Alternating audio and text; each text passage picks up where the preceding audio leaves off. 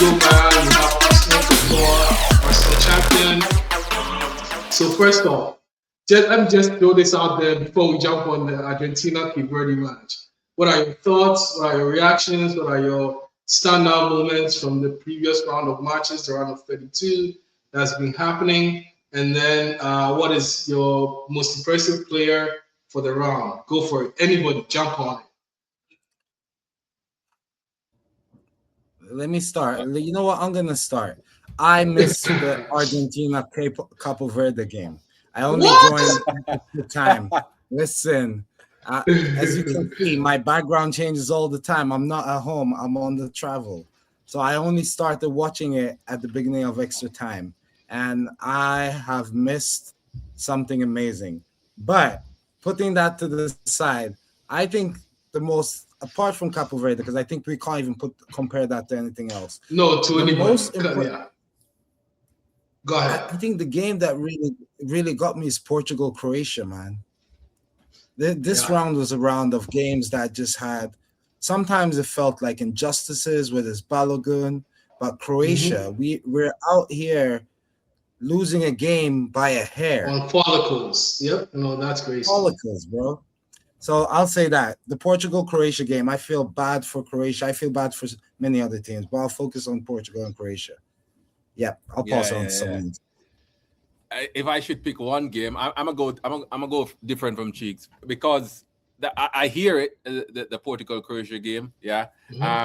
As you know, big advocate of CR7. You know what I mean, and I wanted him to go through, but I must say the England-DR Congo game was standout. And yes. We could pick. I could pick so many. I'm sure it's the same for you guys. But the England game. First of all, I'm just of the belief that England is dead, and it's like they still haven't arrived at the World Cup. You know what I mean? But it was good to see, and everyone, as you can see, I'm an Arsenal fan, but I rate Harry Kane as a striker. And in that moment, he picked the team up and say, yo, I'm going to win this game. You know what I mean? I don't care about what you men are doing. I'm going to pick this team up, and I'm going to win us the game. And he did that. So shout out to Harry Kane. England went through, but also I was kind of bummed because I wanted Mandem to slap England as well. DR Congo, that was a bit hard. So I picked that game as a game that I really got keyed in on. Apart from the Argentina Cape Verde game, because that is just like, up there. But I was gonna say, England DRC was good, Croatia Portugal was good, but this Argentina Cape Verde match that I just finished watching, I'm not playing. I'm nowhere near the stadium, but I'm sweating right now. What? This is the match of the round of 32. No disrespect to Ghana, Colombia that's coming up. I know they haven't played yet, but I'll give the match of the round of 32 to Cabo Verde, Argentina. 100. I think. I don't want to jump. Go ahead. I just want to say I didn't want to interrupt you, but I think this is the best World Cup game I've ever seen in my life. Not just this round. The same thing before you joined. 100%. I was like, I've been watching World Cup matches since I was little. I don't ever recall watching a match like this one. This is the best World Cup game ever. And it's the perfect. It's the Cinderella story wrapped in it. It's the population difference. It's the ranking difference. It's the Messi factor. It's exactly, man. This game it just had everything, bro. Like when Cape Verde score, I'm jumping out of my seat, bro. I just couldn't sit down, man. Like this game was crazy. You know what I mean? And I totally agree with Cheeks. I think this is, if not the best, one of the best World Cup game I've ever won. All around. You know what I mean? All around. Just to see a small team not being fearful, just giving everything. Not going to their shell.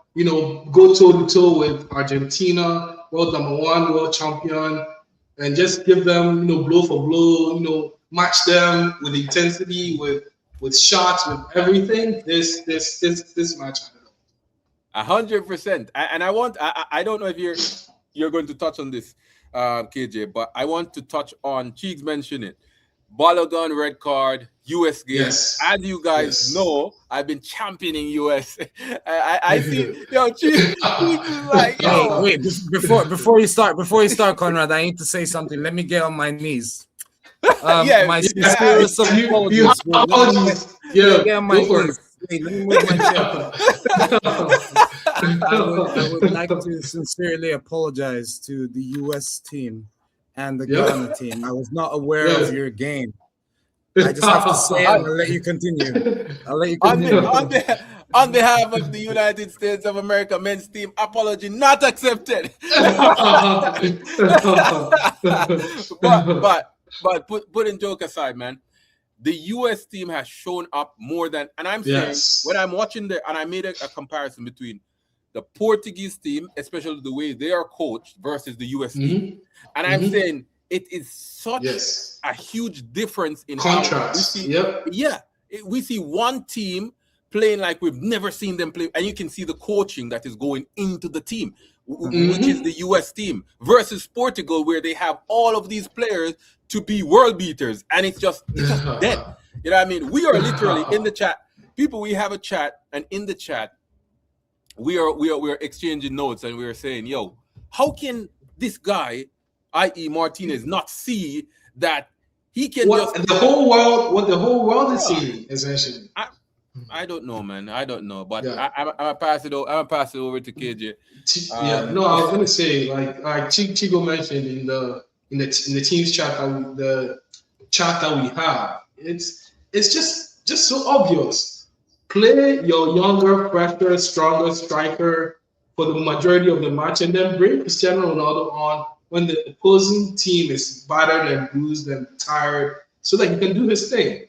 And the minute he did that, Chigo mentioned in the chat, the minute he brought on Ramos scored. So it just validates what we've been talking about. Go ahead.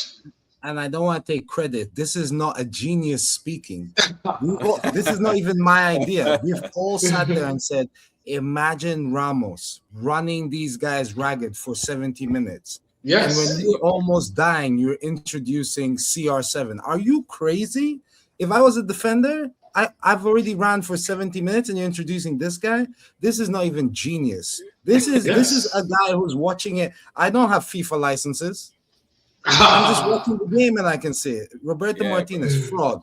Go back to managing Wigan or Everton. Fraud. This man. Yes. I was saying that I hope that he gets recruited by Spurs so he can just bring them down. So he can just bring them down some more, bro. Because you're gonna have the Spurs fans coming for you in the chat, man. No, this man is no good, bro. No good. But yes.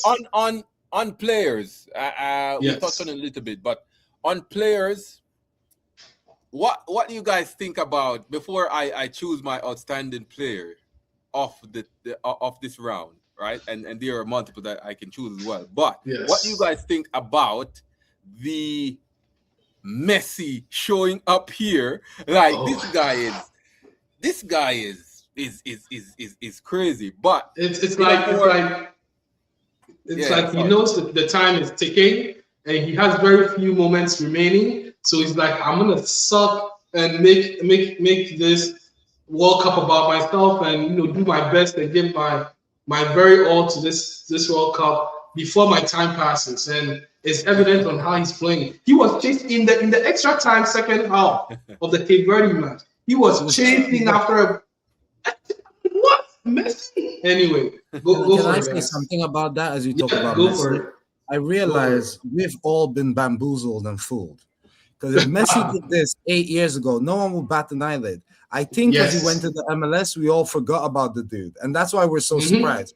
Because honestly, if he was still playing in Barcelona or in Europe, we'd be like, yeah, of course, it's Messi. I think we all just got bamboozled into thinking this guy is on Medicare, like retired. Yeah. He's not. Yep. I'll pass it back because I took it from you. Please go back. I'm just saying, this guy doing this at this age and just making the game it just seems so simple and seamless, and just be like, okay, I'm Messi. I'm going to take over the game whenever I want. You know what I mean? Yes. It's crazy, bro.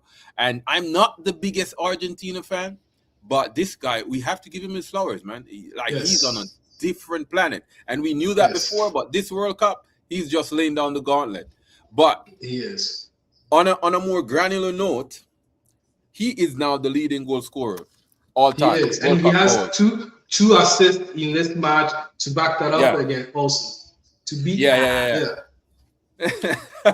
I mean, he's the leading goal scorer, but honestly, first of all, he's going to lose that record to the next World Cup unless He Mbappe is. has He is. Mbappe. Mbappe is right on his eyes. even in this World Cup.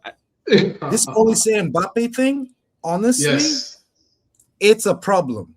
Real Madrid, stay away from Olise. Because if Real Madrid sign Olise, He said World Cup is football is done. If Real Madrid signs Olise, the whole club football scene, it's done. You know, close shop and go home because it's finished. The world is in trouble. The world and this. But do you notice something about Olise? Sorry, Chief. Do you notice something about where Olise is playing versus where he plays his club football? He's playing in the 10. This guy's playing in the 10. Yes. And he looks more dangerous in the 10, in my opinion, than Done he on the looks right on the wing. wing. This guy is in the 10. He's a different beast, man. He sees things others do not see. Go for it. Yeah. By the way, Kylian is Cheeks touched on it, but Kylian is my player of the round. I think that even in this World Cup, I still think he win the Golden Boot because he's that guy. I still think that Mbappe is that guy and he will win the Golden Boot, even though he's behind now. I'm not looking at that. He comes alive when he puts this. Listen. There's the round of 16. There's the quarterfinals, semifinals, and finals. So there's 4 rounds of matches still to be played. So this thing is nowhere near settled. No, yeah, man. No. I think Killy takes it, man. He's a different level when he puts that France shirt on. By the way, I see Cheeks. I see what you're doing, Cheeks. You think you're going to sneak in that jersey? Yeah, sneaking that France jersey. Talk about it.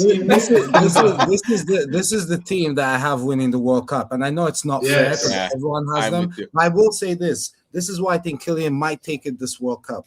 The reason why I was a bit scared for France is because I thought they were going to meet Germany in the next round. Do you know what France are going to do to Paraguay in the next game? Mbappe is going to stat pad. You know what stat padding is? That's what Mbappe is going to do. And you know what? I might be proved wrong. I'm willing to go on my knees and apologize again if Paraguay beats France. But I don't see that happening the way France is going right now. Yeah. But I look at that. I watch this France team, and I think we're looking at a team that, bro, I don't see who is going to beat them. I cannot. There's no weak link. There is no weak link from goalkeeper to substitutes on the bench. There's no weak link. Yo, KJ, you talk about no weak link, and I'm looking at the team, and I'm like, okay, you beat the midfield, which is one of the best midfields, and then you have to pass the defense. And when you pass the defense, you have Manion in goal that you still have to beat this guy. Do we have a stat on how many goals they've conceded this World Cup? Because I don't remember them conceding many goals. Yeah, no, absolutely. I think them and while you talk, I'll look up that stat. Yeah, look it up because I think them and one other country haven't conceded. I think it's Spain may have, but I'm not sure. But I think France haven't conceded in this World Cup yet. I don't remember it. I'm sure they've conceded 2 goals. Oh, against who? Do you know? Let's see. They allowed goals against Senegal and Norway. Interesting. Oh yeah, no, they won by 1 goal each. But what? That's a crazy percentage. But yeah, I mean, to be honest, I'm not even gonna add because exactly what you said. Arsenal champion. I'll call you Arsenal champion. It hurts me to say that I will accept. Yes. So I had Mbappe too, so I'm not even gonna add like a whole story. I had Mbappe as player of the round too, so I'll just stop right there. Yes. Yeah. No, I think I'll go 3 for 3 and go with Mbappe as player of the round. However, one player that's playing out of his mind is the Nigerian forward for the USA, Balogun. Let me mention his name right. Balogun. Follow. Balogun. Balogun is playing. Mr. Balogun. Balogun is playing out of his mind right now. And if USA manages to get past Belgium and get into the quarterfinals, and he comes back refreshed and hungry, watch out. The USA might go even further in this tournament. Go for it. I'm gonna get some hate for this. I don't think that the US. I don't think Balogun is the star player. I don't like some. The first few games, the goals were great. Can you still hear me? Okay. Yeah, this last game, did I shut down? This man. Yeah, your screen is black, but we can hear you. Go for this is live recording, man. I'm on the recorder. I went out. Is that budget internet? I'm telling you. Vacation. Let me pause it right now. Let me see what going on. But you can hear me. I'll come back very soon. But what I will say is, I don't think that the US is necessarily the most skillful team. Yes. But the heart, the togetherness that they're showing. And the home support, like Arsenal champion said, the home support. I think that's what's pushing them through. But I wouldn't say that they're the most skillful team I've seen at the World Cup. But I will give them credit. I won't say I told you guys so. I won't say it. I won't say I told you guys so before this competition. You are liberated to say I told you so. Because this US team is playing. The whole team is giving maximum effort, and and Balogun and Pulisic, everybody's playing from the heart. So it's good. Good. I think the team has Poch's fingerprints all over it, man. Yes. And I have to give him big props for that, because it shows you that you can see that the team is well drilled, well coached, and as Cheek said, it's not about who is the most skillful. We know Pulisic is there, who is like the main man if you ask anyone about it, but you can just see a togetherness in the team. When they went down 10 men, you have other people stepped up. The guy Tillman stepped absolutely. up. Ford is good, you know what I mean? So it's just the energy around the United States team is very good. And I think they beat Belgium. I have them to beat Belgium. I think they beat Belgium too. You know what I mean? So funny fact, they played Belgium right before the World Cup and got smacked, I think 5-4 or something. But I think in the round of 16 they beat Belgium. My money's on the US. I can see that happening, honestly. And I've hated on the US. Like it's hard for me to accept that they might be this good. But first of all, we're dealing with the golden era, post-golden era Belgium.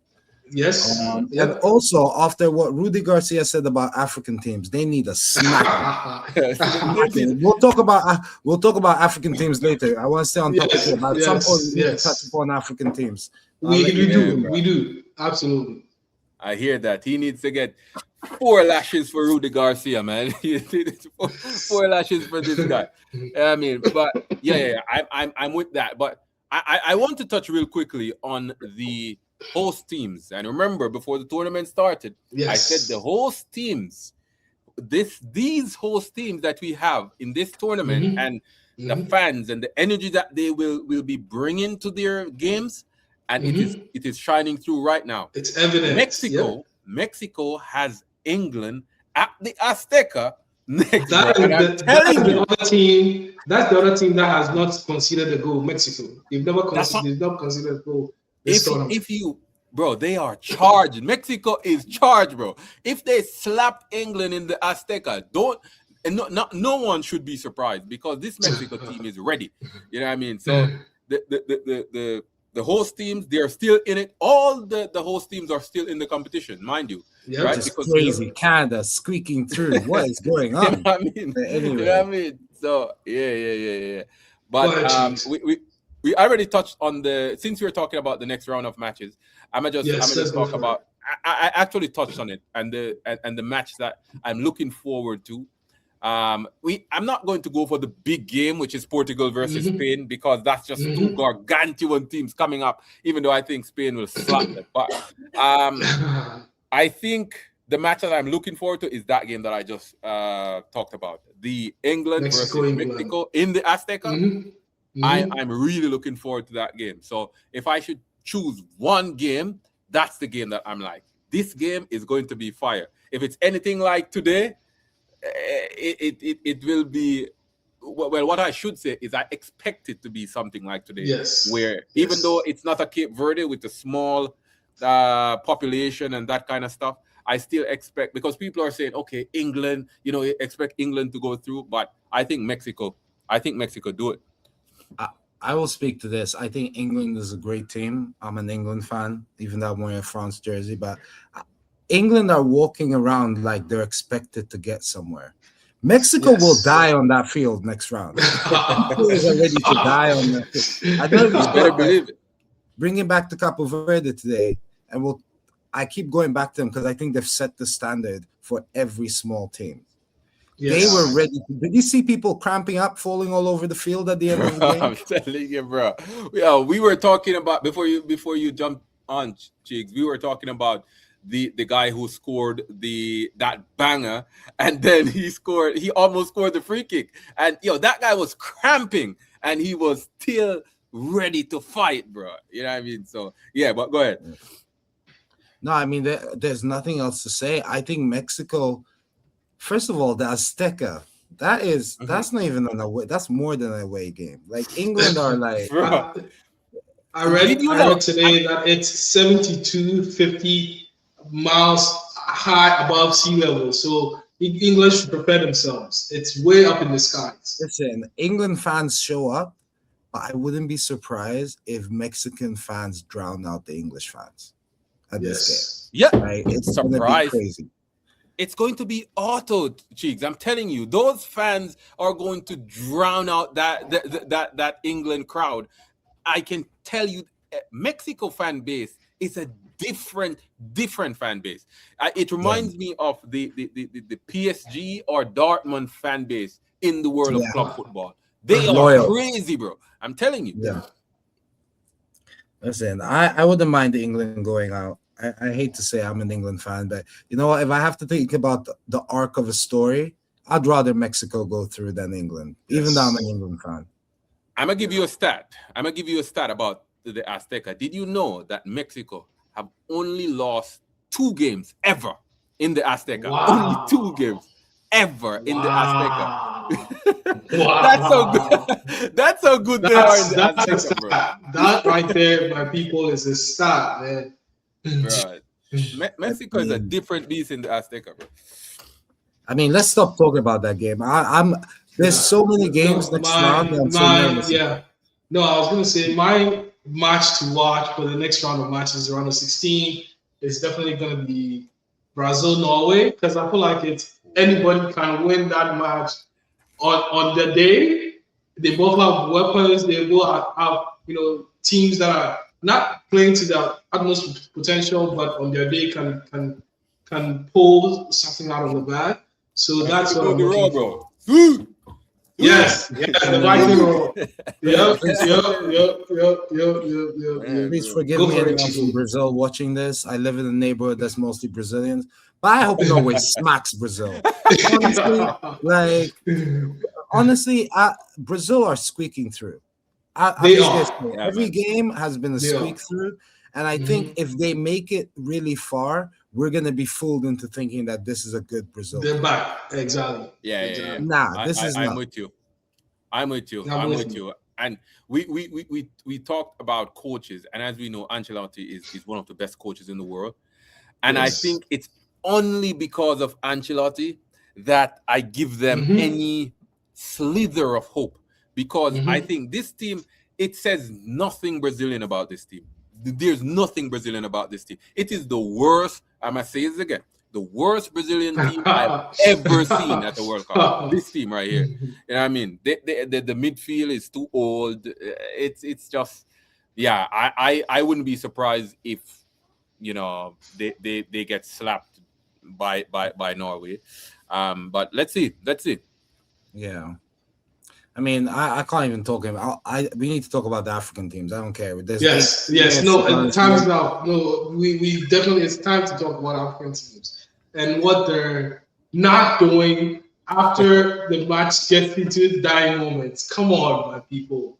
What are you doing? Come on, come on. You have Rudy Garcia talking out of the side of his mouth about all of African teams. Let's change this narrative because But you know what? it's Rudy been. didn't lie. Go ahead. Rudy No, he didn't lie. didn't lie. It He didn't lie, was but it he was speaking hurts. the truth. Right? It still hurts though. He was speaking the truth, but it still hurts because we know that if African teams matched their physicality with the killer instinct that we know they possess from minute 1 to minute 90, it's gonna be a different story because how many African teams qualify for the knockout stages? 10 African teams qualify for the World Cup. 9 of them qualify for the World Cup knockout stages. And then you get to the knockout stages, and I think 3 or 4 African countries were leading up until the 80th or 85th minute, and they let the game slip through their hands. It was Ivory Coast, it was South Africa, it was Senegal. Come on, African teams should do better. Go for it, Chico. I think Morocco is the only team that's.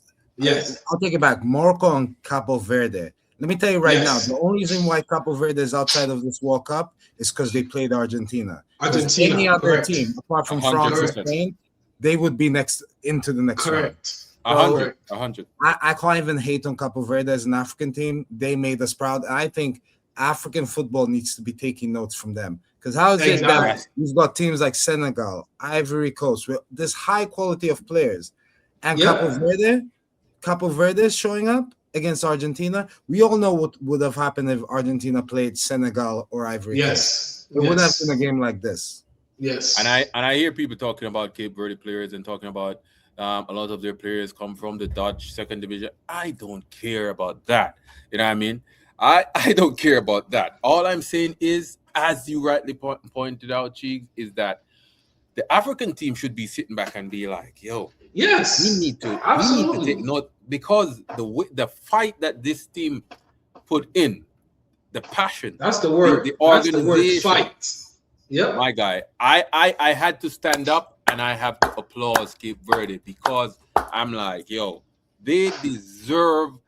As I said, I think even with them going out, I don't think we forget this team. I think we with their head held high. They made the whole continent proud, playing Argentina like they just did. Yep. Yeah. And but overall, I'll let you finish. Sorry, Conrad, go for it. Yeah. Just finish with it.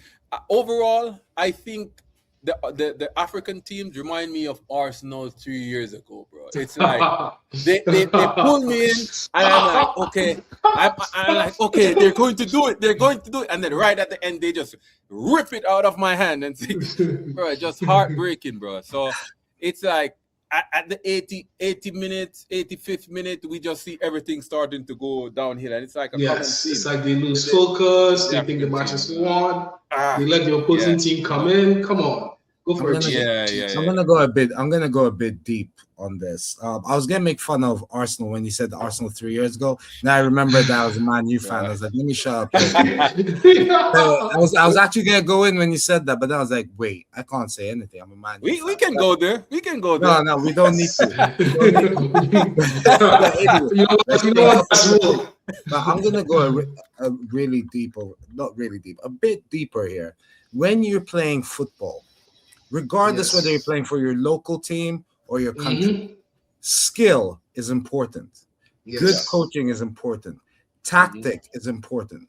But the most important thing that gets you over the finish line when your legs and heart and the lungs are about to blow, skill and all of that is done. Purpose and pride. When you see the Cape Verde players, they are playing for the badge. For that extra time we saw wasn't their skill. It wasn't their fight. It was, we're doing this. It wasn't the manager's tactics. It was just pride and they're doing it for the country. They're not doing it for anything else. And this is what I think not just national team players need to learn, but even club players. I wish Man United. There was a time when Man United players, they were playing for the badge. We're talking Gary Neville's, Beckham, whatever. But Gary Neville's.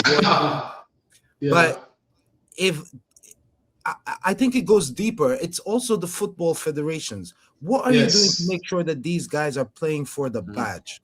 Because these African teams, they're playing for their honor, but they're not playing for the badge. I don't see it. Because in the last 10 minutes, if you're still standing when you conceded 2 goals in the last 10 minutes, That means you didn't give it your all. Capo Verde. Yes. Did you see when they were panning the cameras? Did you see any Capo Verde players? Barely saw them. You could only see Argentinian players because the Capo Verde players were done. Nothing in the tank.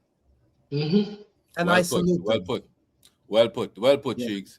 Yeah, I'm with you 100%, man. It's all about energy and emotion in those dying embers of the game. It's because remember, these are all elite athletes out there. You know what I Yes. mean? We are talking about elite athletes, and when all of the skill and the niceties And the go away, coaching and the niceties, all that was away. what's on the table? You know what I mean? What's on the Yes. table? So Yes. yeah, well Yes. put. But go for Yeah. it, KJ. No, I was gonna add to just what you both have said. You know, the skill, the coaching, the tactics, all of that takes you up to a certain point. But at the end of the day, you have to play for the badge, you have to play for your country, you have to play for the people that have pushed you up to that point in your life to represent them. That's the people you're playing for. So, give it your all, put everything on that pitch. And then when the final 90 minutes is over, you can look back and say, yes, I gave my all. As opposed to, playing for 80, 85 minutes and then you feel like the game is won. So you let the opponent in and then, like they come and then win the match against you. That's just unacceptable. And I think what Chase touched on with the Senegal. yes, with the with the FAs doing better to assimilate and to integrate that pride and that purpose into the national teams. That's a big one. I think the FAs in Africa and wherever this is happening, they have to step in and try to just make them battle and fight for the badge every time they step on the field.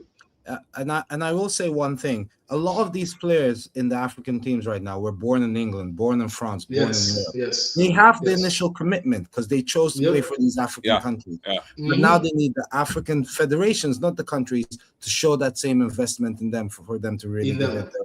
Correct. Now I'm gonna say one last thing, and then I'll pass it on. I know we're about to watch Ghana. Please don't embarrass us. But my moment of the World Cup so far. I'll say moment of the World Cup from Capo Verde. I have never in my life watched a professional football game, especially at the World Cup, where someone scores and runs to their gal middle after the goal. Yo! That's what I say. That's what I mean by really hard.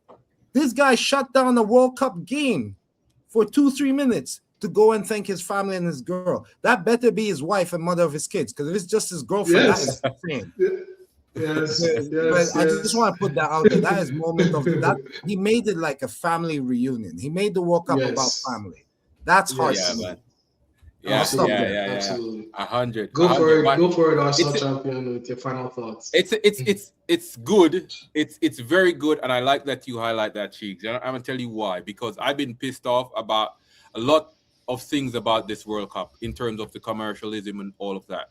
And I was speaking to my wife, and I'm like, she's like, why are you so upset about it? But I'm like, the World Cup is a family event. It's something that brings people together, and it shouldn't be that persons who are not able to afford these exorbitant ticket prices enjoy the atmosphere.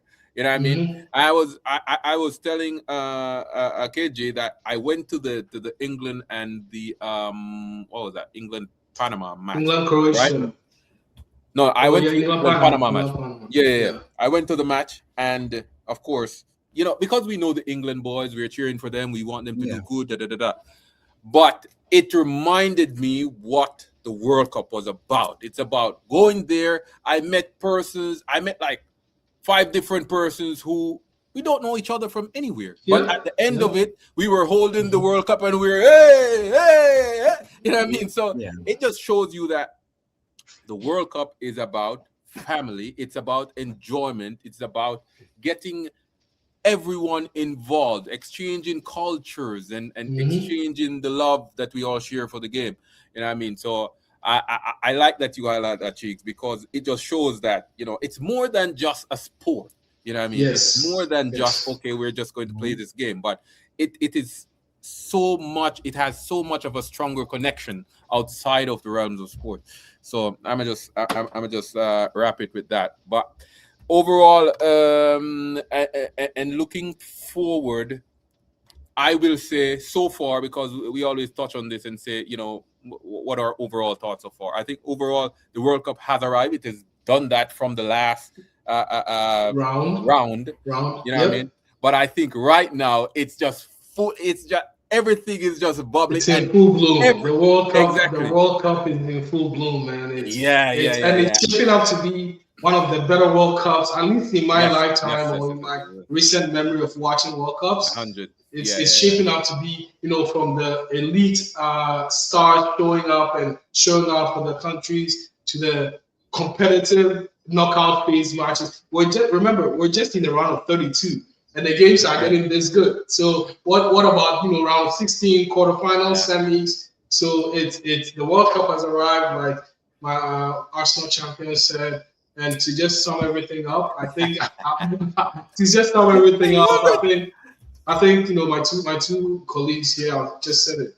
It's the World Cup is family, and it's about people bringing people together from all different walks of life, and it couldn't have shaped up to be anything less. So thank you for joining us. We will look forward to the next round of matches, and we'll record our feedback, our reactions, As always, go for it, Chigo. Ghana, you better win today. If you don't win, come on. Don't make me win for nothing. I will be eating a hard-boiled egg on camera next week. If you guys don't win.